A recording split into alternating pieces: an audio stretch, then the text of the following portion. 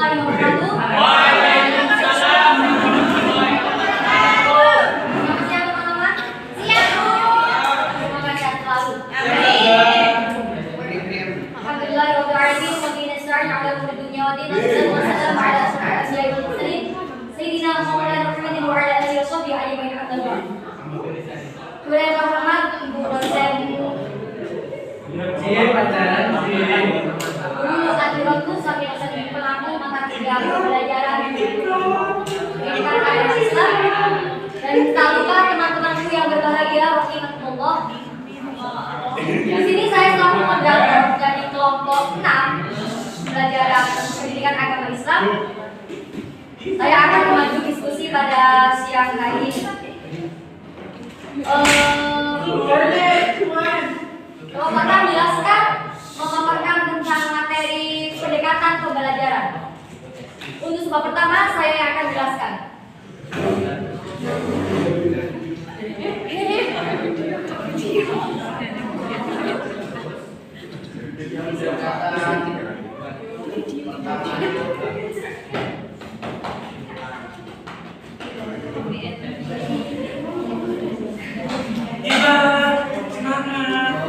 Di dalam kegiatan belajar mengajar dilakukan sebuah interaktif positif antara pendidik dengan peserta didik.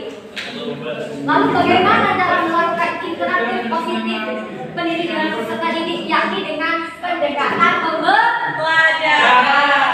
Oke, apa sih pendekatan pembelajaran itu? Ada yang tahu? Ada yang saya jelaskan. PDKT.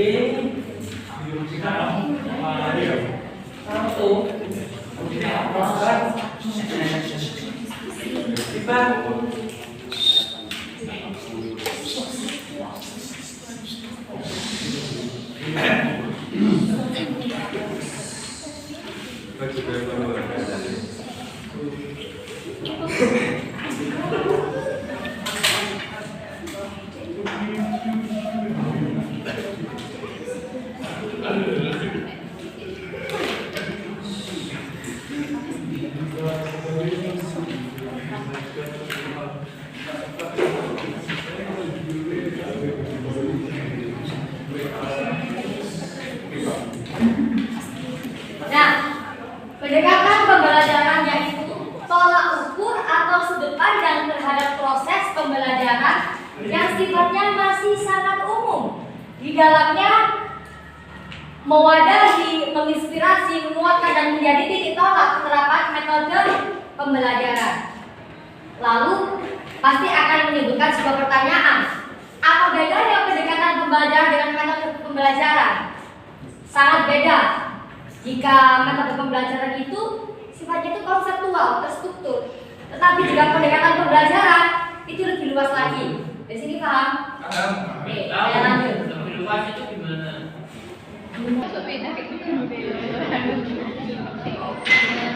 Pembelajaran di sini saya ambil hanya 3 saja. Yang pertama sebagai pedoman dalam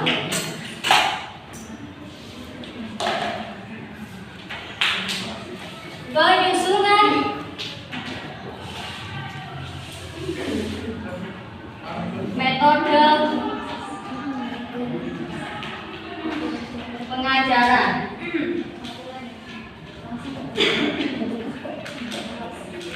Sebelum pendidik melakukan penerapan sebuah metode pengajaran kepada peserta didik, maka pendidik yang langkah pertama yang dilakukan adalah pendekatan pembelajaran terlebih dahulu. Yang kedua, sebagai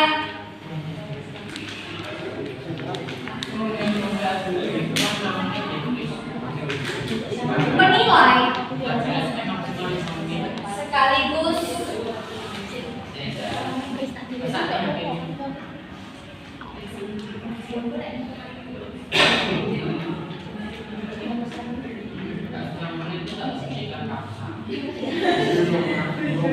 hasil-hasil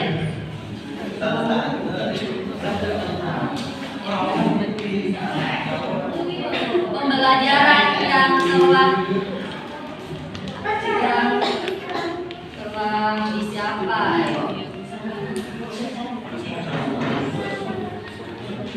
Yang ketiga, sebagai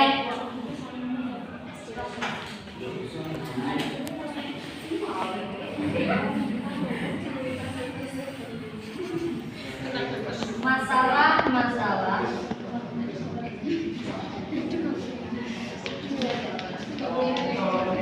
yang terjadi pada kegiatan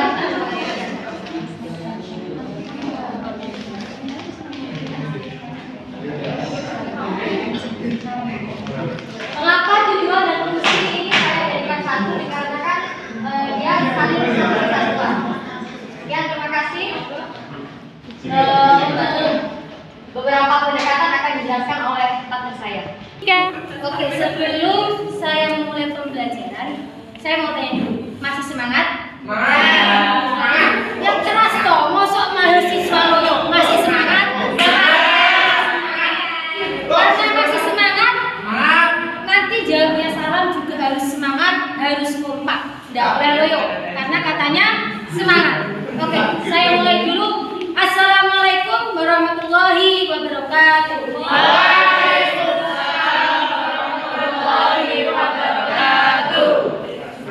Oke, tadi penjelasan pertama telah dijelaskan oleh Miss.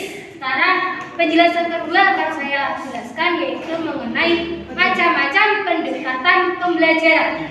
Pendekatan pembelajaran yang pertama yaitu pendekatan pembelajaran humanistik. Sebelum masuk ini tadi udah ada yang Google kah atau baca buku pendekatan pembelajaran humanistik itu apa? Ada yang sudah, ada yang belum. Terus mungkin kata-kata humanistik kalian udah asing lagi ya? Asing apa enggak? Sangat asing. Sangat asing. Oke, tak jelaskan.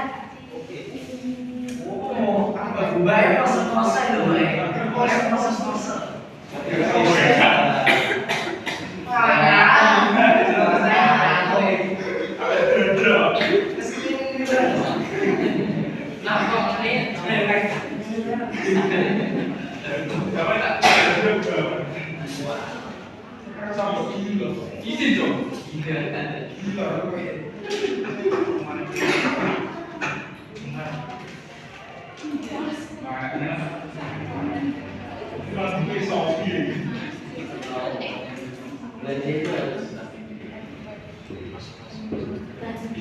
Yang pertama, humanistik. Humanisasi secara umum proses memanusiakan manusia. Karena kita bahasnya tadi pendekatan pembelajaran, maka proses memanusiakan manusia ini harus dikaitkan dengan pembelajaran. Nah, pengertian pendekatan humanistik dalam pembelajaran adalah proses membimbing, mengarahkan, memberi kesempatan serta membantu peserta didik dalam mengembangkan potensi-potensi dasar. Oke, perlu ditulis atau tak jelaskan dulu baru ditulis? baru dijelaskan.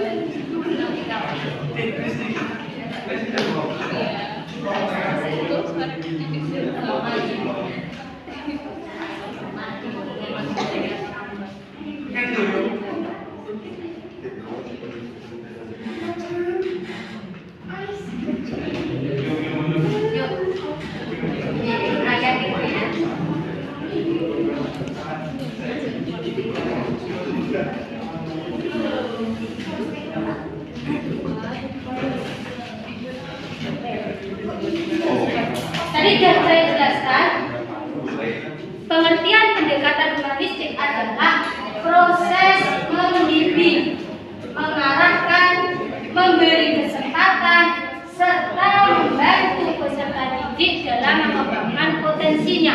Nah, dengan pengembangan potensi dasar itu tadi, baik jasmani maupun rohani, diharapkan nanti peserta didik mampu mengaktualisasi diri sebaik-baiknya dan mampu menerapkan potensi yang sudah dikembangkan pada kehidupan sehari-hari. Jadi nggak hanya dipendam sendiri potensi yang dia punya, tapi juga dikembangkan sehingga nanti dapat bermanfaat bagi diri sendiri maupun orang lain. Terus dari pengertian sudah bisa ditangkap ya? Oke. Yang kedua, tujuan.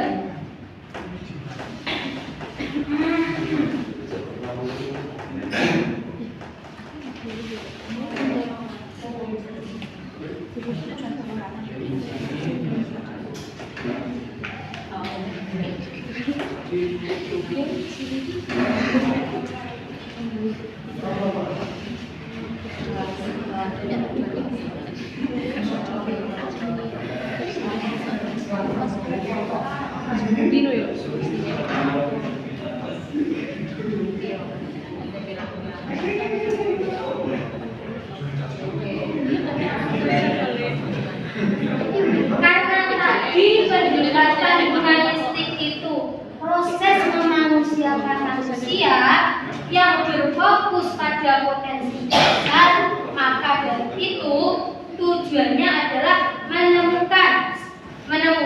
mencari dulu, maaf ya, ini harusnya mencari dan menemukan. Mencari, setelah mencari kemampuan, akhirnya ketemu kan kemampuannya. Setelah mencari kemampuan, terus kemampuannya akhirnya ditemukan, lanjutnya kemampuan yang telah ditemukan tadi dikembangkan. Nah, ini tadi kan yang kita jelaskan, peserta didik mampu mengaktualisasi diri sebaik-baiknya, mampu menerapkan pada kehidupannya.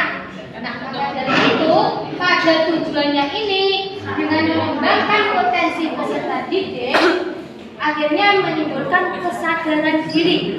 Setelah menimbulkan kesadaran diri, berharap hilang atau tidak terjadi atau kita mengantisipasi adanya kerenggangan dan keterasingan peserta didik terhadap lingkungannya. Jadi kan kadang kita ada peserta didik yang minder. Nah, minder akibat, tapi dalam pendekatan humanistik ini berusaha agar peserta didik itu nggak minder. Jadi, aku nggak bisa ya, gimana aku takut. Nggak kayak gitu. Kita berusaha agar peserta didik itu, oh aku bisa, aku mampu, aku harus maju, bisa gitu. Jadi menghilangkan rasa-rasa minder gitu loh dalam pendekatan humanistik. Terus yang pertama tadi pengertian, yang kedua tujuan, terus peran guru kira-kira dalam pendekatan humanistik ini apa? Sebagai motivator atau fasilitator atau demonstrator? Tujuannya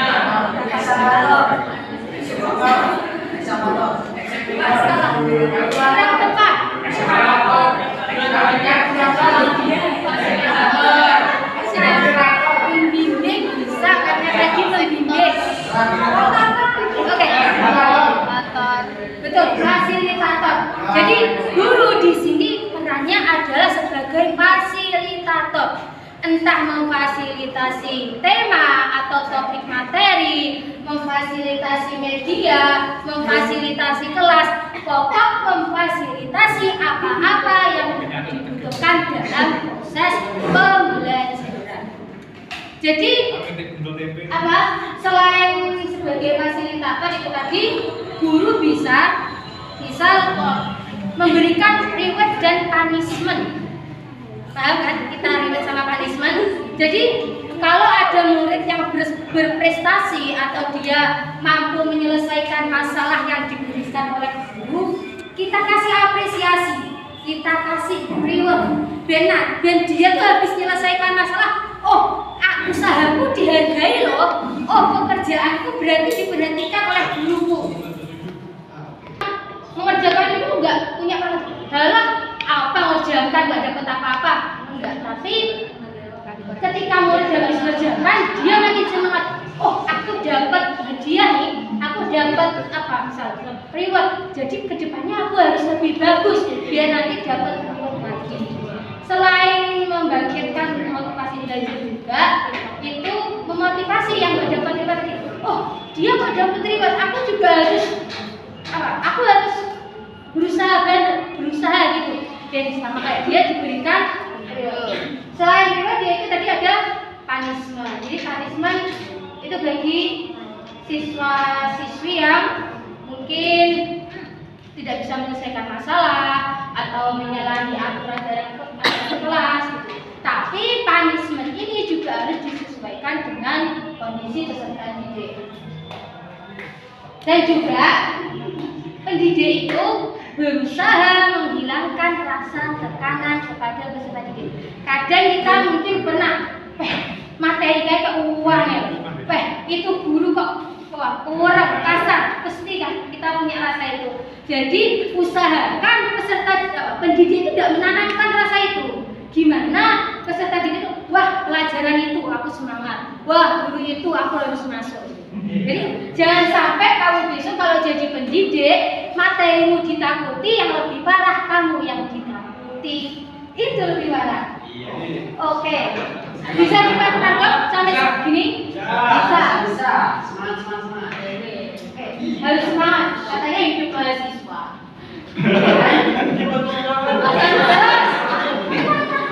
Contohnya lagi itu kemarin pada pembelajaran akidah akhlak kelompok 1 menjelaskan apa, kalau ada yang ingat? Mbak Silvi yang jelaskan.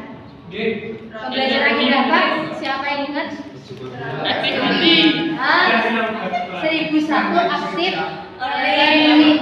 Nah, pada pendekatan humanistik contohnya yaitu active learning, di mana atau bisa disebut studi center, pusat pembelajaran gak hanya di guru. Jadi murid gak hanya dengarkan, nyatet, wes pokok manut sama guru enggak. Tapi dalam pendekatan humanistik, murid juga sebagai yang didengarkan, sebagai subjek juga, gak hanya sebagai objek.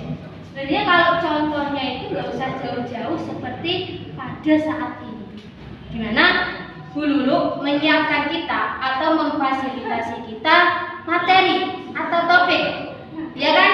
Berkelompok punya materi masing-masing yang akan dibahas, fasilitasi oleh Bu Lulu. Terus Bu Lulu memberi kesempatan kita untuk mencari tahu sebanyak-banyaknya tentang materi itu tadi.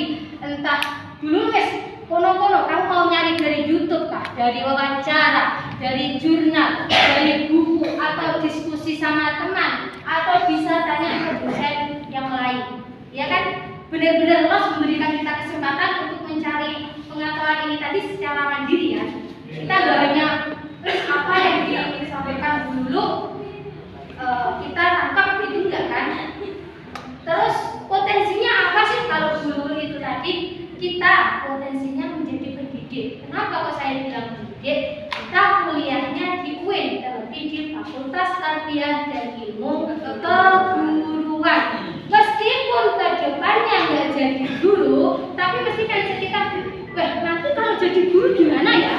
Keguruan gimana ya? Bu Lulu itu memberikan kesempatan kita untuk mengembangkan potensi seorang pendidik itu harus gimana?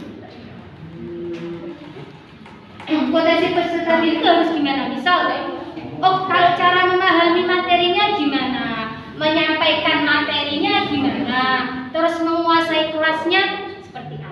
Meskipun nanti kita tidak menjadi peserta didik, setidaknya kita punya ilmunya. Oke, bisa ditangkap ya penjelasan kali ini. Baik, sekian dari saya. Kalau ada kesalahannya saya mohon maaf. Wassalamualaikum warahmatullahi wabarakatuh. Iya. Assalamualaikum warahmatullahi wabarakatuh.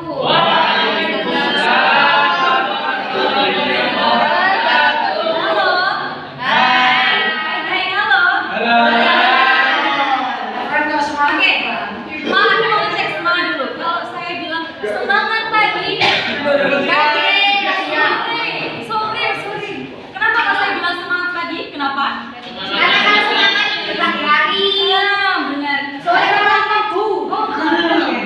Harapannya semangat kita akan selalu membara seperti kita pada di pagi. Semangat pagi, jawabnya apa? Pagi. Luar biasa. Semangat pagi. Pagi luar biasa. Pagi luar biasa. Sekali lagi, semangat pagi. Pagi luar biasa. Sepertinya dan banyak pikiran ya, Pak? Iya.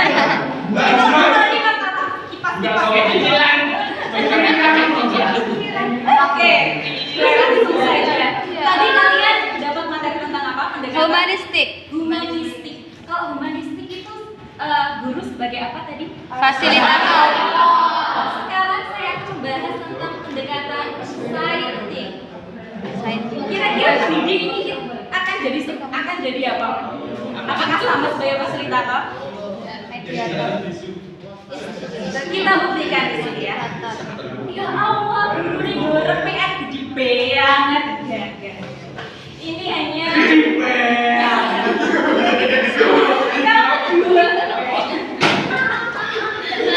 Oke. Lanjut ya. Kalau kalian dengar kata saintik, itu kira-kira apa? Identik dengan apa? Sains itu diidentikan dengan apa? Apa? Ilmuwan. Ilmu alam. Ilmiah. Terus apa? Pengetahuan. Penelitian. Jadi pada intinya saintik ini lebih fokus kepada pengetahuan dan prosesnya.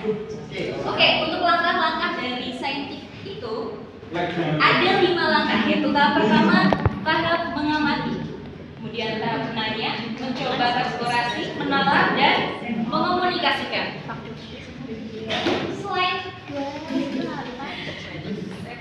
ada yang bisa lihat ini, yang belakang kelihatan apa enggak?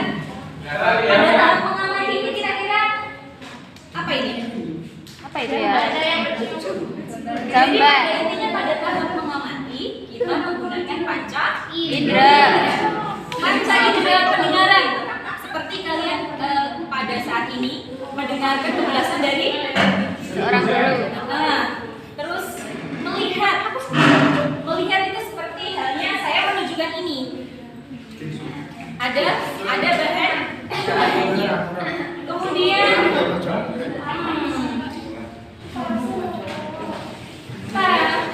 selanjutnya itu menanya. Setelah kalian dikasih tahu, sinyal, diberi apa ya? Diberi gambar.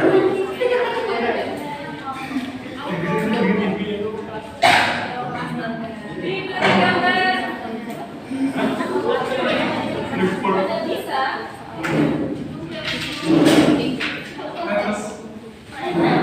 Tidak bisa. Oke. Lihat ya, ini gambar apa?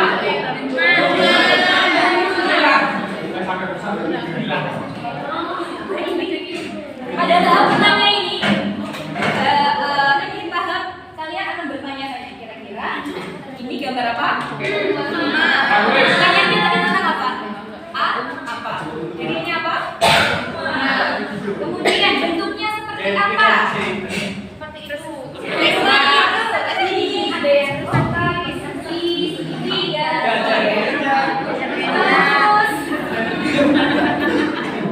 Terus berapa besar bentuknya?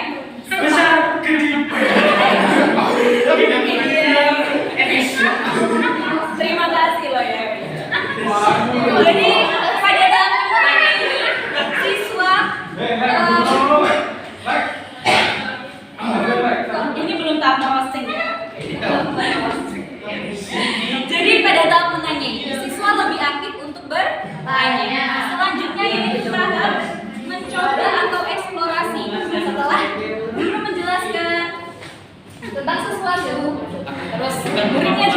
semuanya. Pada tahap ini kalian melihat gambar apa ini? Gambar yang pertama ini apa? Apa ya? Nama. Terus apa lagi? Mancing. Yang ini pakai topu. Buat kerajinan. Yang ini yang terakhir main musik. Jadi pada tahap ini siswa akan mencoba apa yang dijelaskan pada guru. Ketika guru menjelaskan, anak-anak ini namanya gitar. Cara memainkannya seperti ini. Kemudian pada tahap ini, halo. Halo. Pada tahap mencoba, ketika murid-murid sudah tahu yang namanya gitar, cara memainkannya, maka pada selanjutnya harus coba atau mengeksplorasi, yaitu memainkan. Oke, selanjutnya yaitu menalar atau asosiasi. Oke, ketika sudah mendapat materi, kemudian sudah bertanya-tanya, terus sudah mencoba, sang murid akan mulai bisa menalar. Oh, itu yang namanya gitar. Oh, cara memainkannya seperti itu. Terus kunci gitar itu ada yang C, D, E. Cara memainkannya seperti itu. Kalau saya memainkannya guru dipukul, tidak seperti itu. Dengan melodi yang seperti ini akan membunyikan, akan berbunyi seperti itu. Jadi pada tahap pengenalan ini, murid-murid akan bisa berpikir kira-kira seperti itu. Selanjutnya yaitu tahap mengomunikasikan. Pada gambar ini terdapat gambar apa? Ini kayak orang desa. Bukan. Pada tahap ini siswa mempresentasikan, mementaskan. Jadi kalau misal tadi sudah belajar alat musik, saatnya peserta didik mementaskan apa yang sudah hasil dari karya.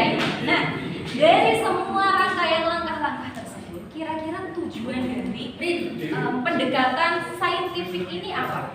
Guru itu ingin muridnya seperti apa kira-kira? Ingin muridnya lebih aktif, kemudian kreatif, kemudian inovatif. Jadi kurang lebih seperti itu penjelasan dari saintifik. Semangat pagi.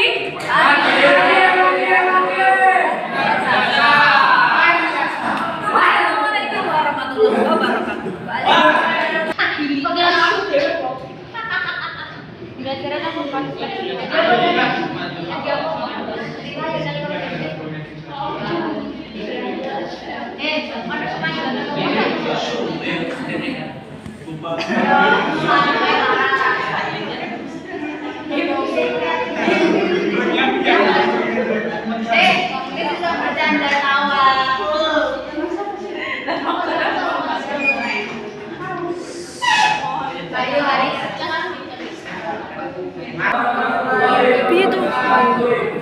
Saya akan menjelaskan materi tentang pendekatan pembelajaran kontekstual atau contextual learning yang disingkat dengan CTL. Menurut Johnson, pendekatan pembelajaran kontekstual adalah suatu sistem yang cocok dengan otak yang memiliki makna dengan menghubungkan muatan akademis dengan kehidupan nyata peserta didik.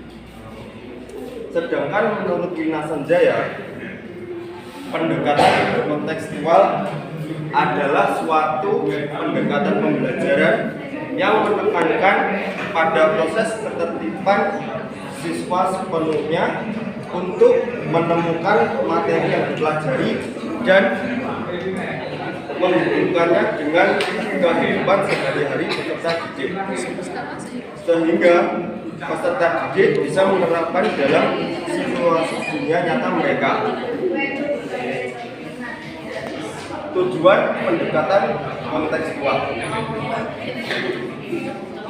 Pendekatan ini bertujuan agar siswa mampu berpikir secara kritis dalam kehidupan nyata mereka. pendekatan ini juga bertujuan agar siswa mampu berpikir secara produktif dan bermakna.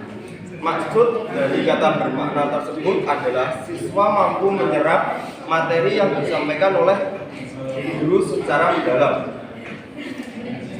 Dan pendekatan pembelajaran kontekstual ini juga menekankan pengembangan minat pengalaman siswa. Selanjutnya, contoh penerapan pendekatan kontekstual. Yang pertama, Pak Guru Rio mempraktekkan gerakan wudhu kepada peserta didik. Dan yang kedua, Pak Franz membawa gambar yang berisikan ayat-ayat dalam Al-Quran pada peserta didik untuk menunjukkan hukum yang terkandung dalam ayat-ayat pada gambar tersebut. Yang ketiga, Pak Samsul membawa media audiovisual dengan tujuan untuk menjelaskan sejarah pembelajaran pendidikan agama Islam. Sekian, terima kasih. Wassalamualaikum warahmatullahi wabarakatuh. Untuk yang selanjutnya yaitu pendekatan pembelajaran tematik. Menurut Wajid, pembelajaran tematik adalah pembelajaran yang menggabungkan suatu konsep dalam beberapa mata pelajaran yang lain dengan harapan siswa akan belajar lebih baik dan lebih. Maka pendekatan pembelajaran tematik adalah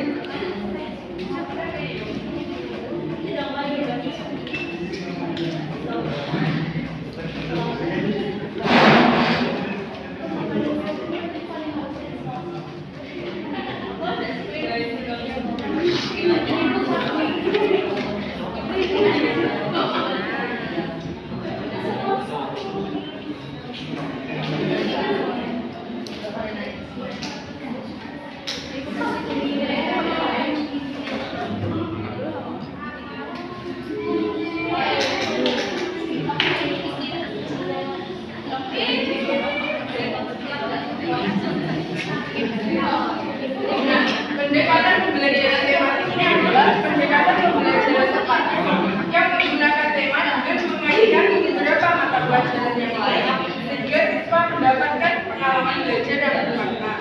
Tema sendiri ini merupakan dasar pokok atau pikiran pokok yang menjadi bahan pembicaraan. Pada pendekatan pembelajaran tematik ini lebih menekankan pada penerapan suatu konsep pembelajaran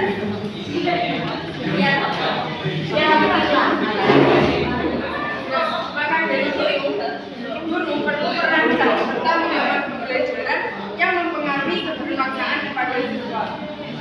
Kemudian tujuan dari pendekatan pembelajaran tematik yang pertama yaitu fokus. Siswa akan lebih fokus dalam belajar karena siswa dia memusatkan perhatiannya pada tema tertentu karena materi yang disajikan dalam konteks tertentu. Kemudian yang kedua yaitu berkesan dan mendalam.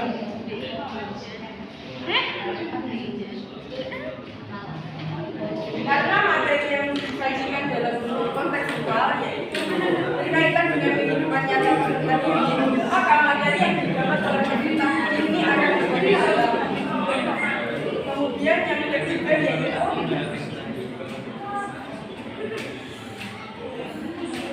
melatih keterampilan berbahasa kepada siswa.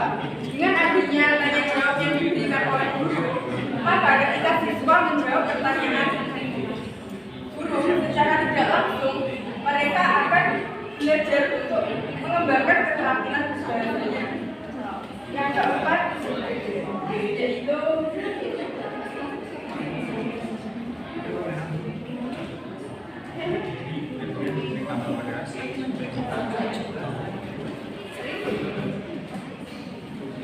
yaitu daerah atau menyenangkan. Ini itu contohnya seperti ketika guru masuk kemudian membuka pelajaran dengan anak-anak, hari ini ayo kita belajar.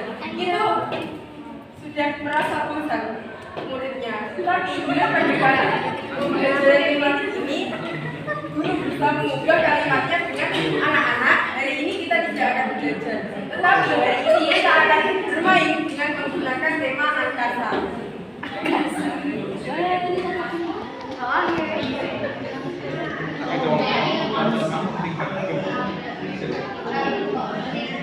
Yang kelima yaitu hemat waktu.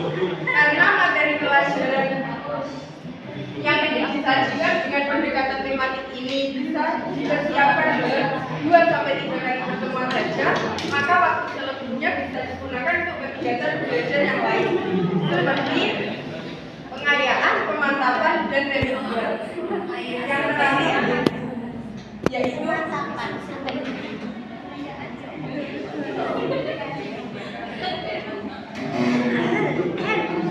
belajar.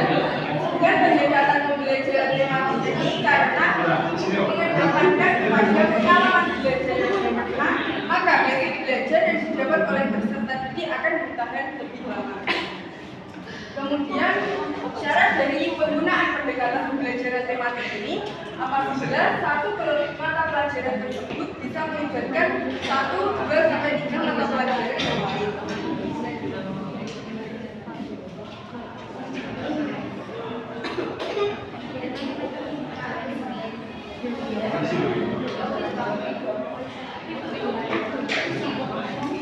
Contohnya itu seperti menggabungkan mata pelajaran bahasa Indonesia dengan IPA. Nah, sebelum guru menggunakan pendekatan pembelajaran tematik ini, guru harus mengetahui kompetensi dasar terlebih dahulu. Nah, pada bahasa Indonesia dan IPA ini kompetensi dasarnya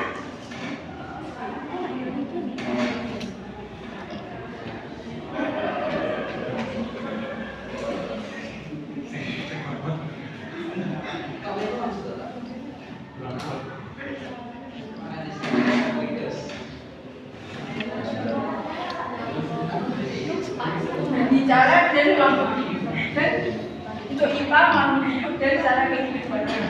Nah, setelah melihat standar kompetensi ini, kemudian dilihatlah kompetensi dasarnya. Kompetensi dasar pada bahasa Indonesia ini yaitu mendeskripsikan binatang yang ada di sekitar dengan lisan. Kemudian yang ini mendeskripsikan binatang bagian yang sama pada binatang yang ada di sekitar sekolah atau di rumah. Nah, dari itu maka bisa dilihat tema yang akan kita gunakan itu ya adalah tema binatang.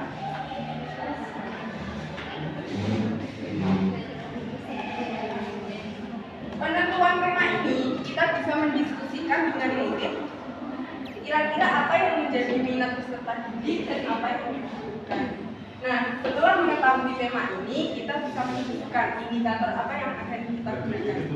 Selanjutnya, saya kembalikan kepada